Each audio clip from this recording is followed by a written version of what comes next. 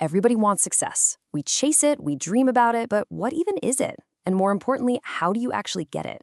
Well, today, we're going to deconstruct the universal principles behind achievement. We're pulling from some of the best thinkers out there to create a blueprint that works for pretty much any goal you can imagine.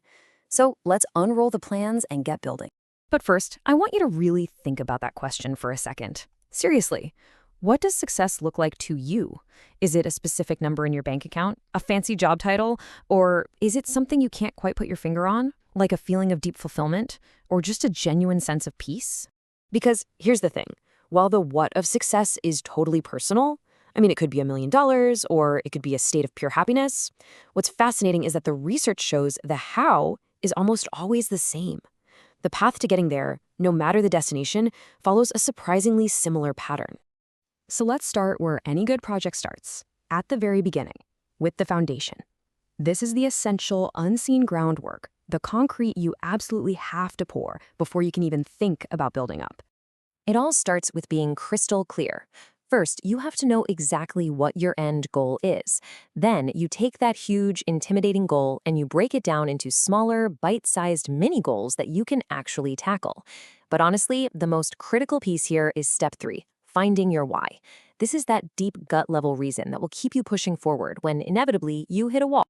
And this quote, wow, it just nails a mindset that is absolutely non-negotiable. You have to take total 100% ownership of your outcomes. When things go south, the easy thing to do is point fingers. But the successful approach, it's to look in the mirror and ask, okay, what's the lesson here? And this just lays it out so clearly, doesn't it? The victim mindset is all about making excuses and escaping into distractions that don't matter.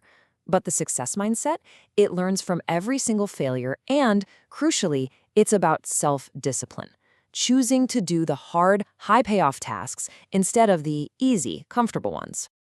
Okay, so you've poured the foundation. Now you need an engine.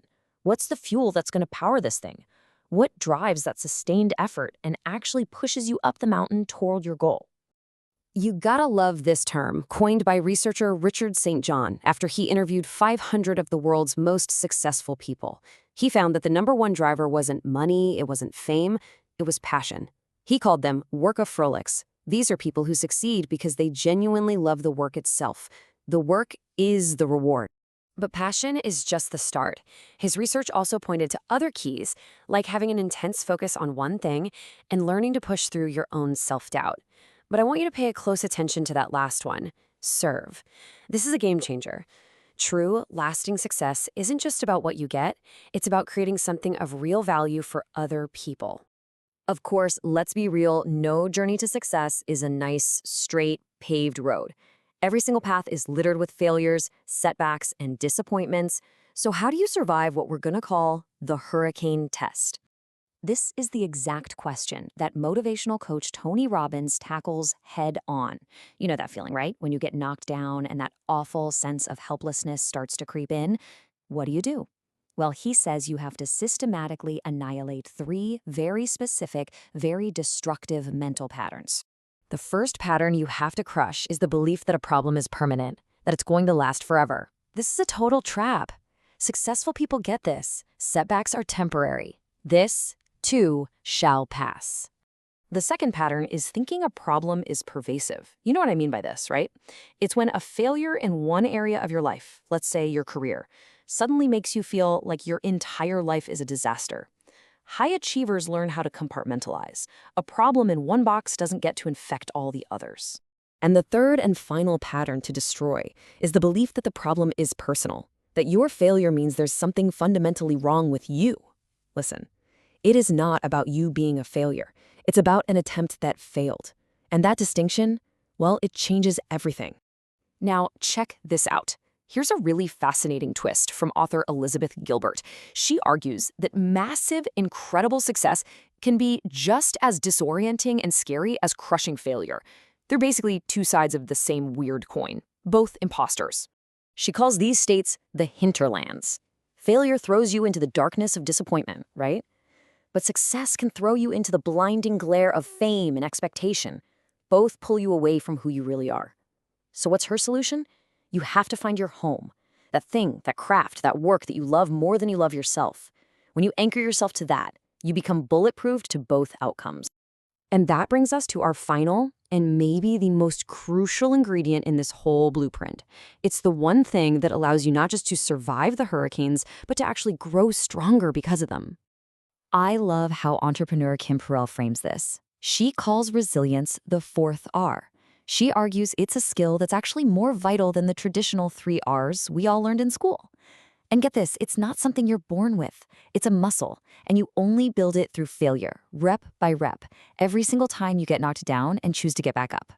And her story is just the ultimate proof of this. At 23 years old, her first company went bankrupt. It left her broke and jobless. But she didn't quit. She picked herself up, dusted herself off, and she started all over again. And years later, she sold her next company for, get this, $235 million. I mean, by any standard, that's it. That's the definition of incredible success. But her story doesn't end there. In fact, her greatest test of resilience was still to come. Her twin babies were born dangerously premature, and they were fighting for their lives. And in that moment, her entire definition of success changed forever. It wasn't about a $250 million deal anymore. It was about seeing her children survive. That is the ultimate test of the resilience muscle. So let's bring it all together. Think of it like this. Success is a skyscraper. Those disciplined habits we talked about, that's your deep, unseen foundation. The passion for your work, that's the structural steel giving the whole thing its shape. And resilience? Resilience is what allows that entire structure to weather any hurricane that comes its way and remain standing, stronger than it was before. So, you have the blueprint. You've got the foundation, you've got the engine, and you've got the hurricane proofing. The only question left is the one we started with, but now it has a whole new weight to it. What will your blueprint build?